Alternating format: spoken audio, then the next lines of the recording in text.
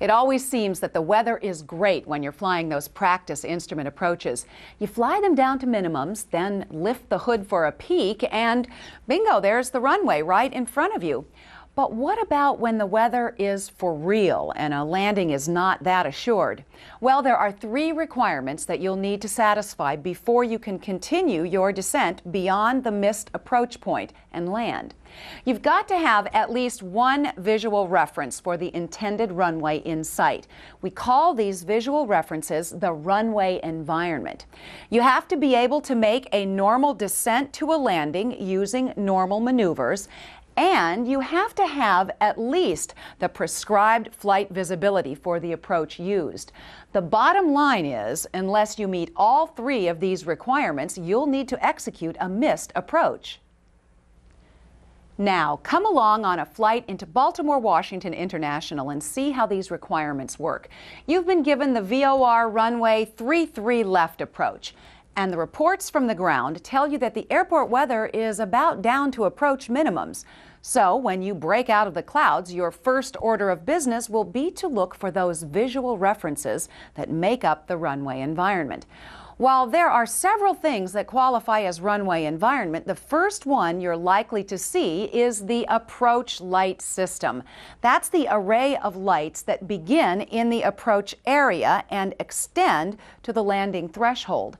As you've seen earlier, some systems have sequenced flashing lights that act like a brilliant ball of light leading you toward the runway.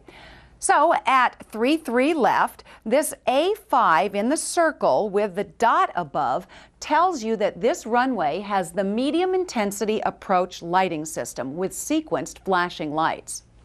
And this is the approach light system you'd expect to see through your windscreen. There's the brilliant ball of light traveling toward the runway, then a steady burning light array that looks like this. But just seeing the approach light system alone isn't enough. If you want to land, you have to see more. If you only see the approach lights, you can descend more, but no lower than 100 feet above the touchdown zone elevation. You need to see at least one of the other runway environment elements in order to descend even 1 foot lower than that. At BWI, the touchdown zone elevation for 33 left is 143 feet.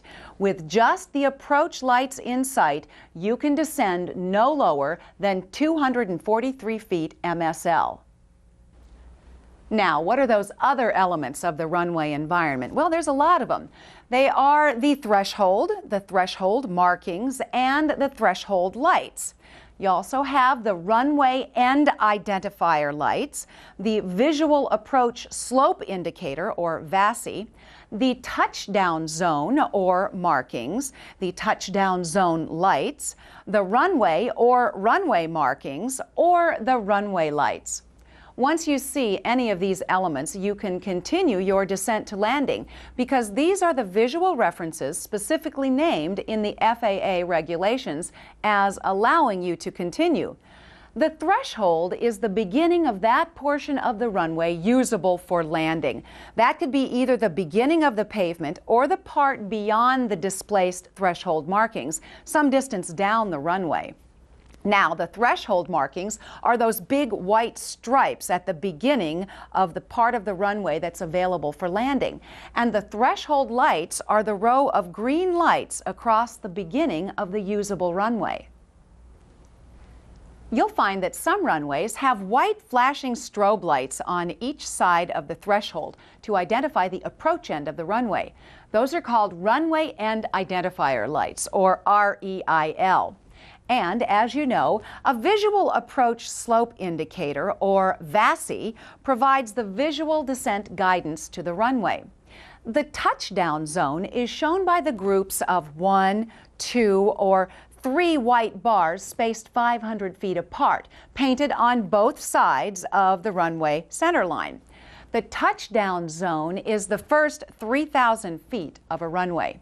Some runways mark the touchdown zone with 2 rows of lights extending down both sides of the runway centerline for the first 3,000 feet of the runway. Those are the touchdown zone lights. Now, the runway markings, in addition to the threshold markings, include a number of things. They include the runway number, the centerline stripe, the side stripes, the big broad stripes, which are the aiming point, and of course the touchdown zone markings. Finally, the runway lights outline the edge of the runway, and on some runways may include lights embedded in the runway center line. If you see any one or more of these visual cues, you've met the FAA's visual reference requirement for landing. Now, while the visual cues listed in the regulations are the very minimum you must have to land, you can always include more visual cues in your own personal minimums. The next requirement is pretty straightforward. You must be in a position to make a landing on the intended runway using normal maneuvers and at a normal rate of descent. Not being terribly familiar with the word normal, a question that always occurs to me is, what's normal? Well, some pilots think that flying upside down is normal, and it may be for acrobatic flying, but not for instrument work. In marginal visibility and close to the ground, most experienced instrument pilots feel you should have a personal minimum of using 30 degrees or less of bank and a descent rate of 800 feet per minute or less while maintaining normal approach airspeeds.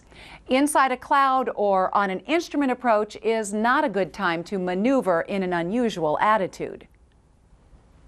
Now, the last requirement is visibility. In order to land, you've got to have the visibility prescribed in the approach.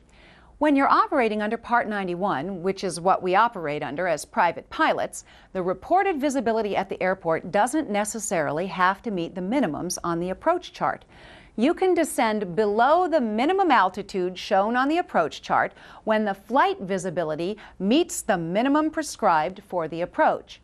Now, the FAA defines visibility as the horizontal distance you can see prominent unlighted objects in the daytime or prominent lighted objects at night.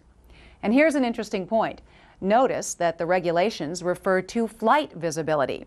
Well, who is the best judge of flight visibility? That's right. It's you. You can use the reported visibility at the airport as a guide, but remember, that's surface or ground visibility, and your concern is with flight visibility. Now, the chart for the straight-in VOR DME approach to runway 33 left at Baltimore Washington International tells you you'll need a minimum visibility of 1/2 mile for a Category A or Category B aircraft. But it's up to you to determine whether your flight visibility is a 1/2 mile and therefore good enough to land. You may think that estimating a 1/2 mile visibility might be difficult, but you'll often have some standard references to help. First of all, if the runway you're using has a middle marker beacon, it will normally be located a 1/2 mile from the touchdown point. So if you can see the touchdown point when you cross the middle marker, you will normally have at least a 1/2 mile flight visibility. By the way, marker beacons are nav aids you'll normally find with an ILS system. We'll talk more about them later. There are other cues you can use to judge your visibility. The approach lights at instrument airports are at least 1,400 feet long, and all configurations have a crossing bar of white lights 1,000 feet from the runway. And if you're landing on a runway that has a precision approach, the first runway touchdown zone markings are 500 feet from the threshold, and the aiming point markings are 1,000 feet from the threshold. The remaining touchdown zone markings are spaced at 500 feet intervals.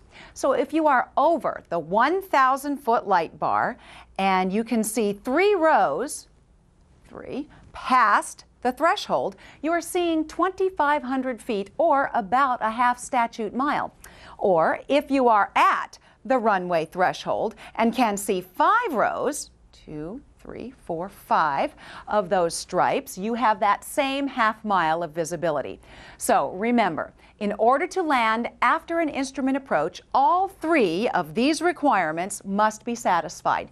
You must have the runway environment in sight, You must be able to make a normal descent using normal maneuvers to a landing, and you must have the prescribed flight visibility from the approach chart.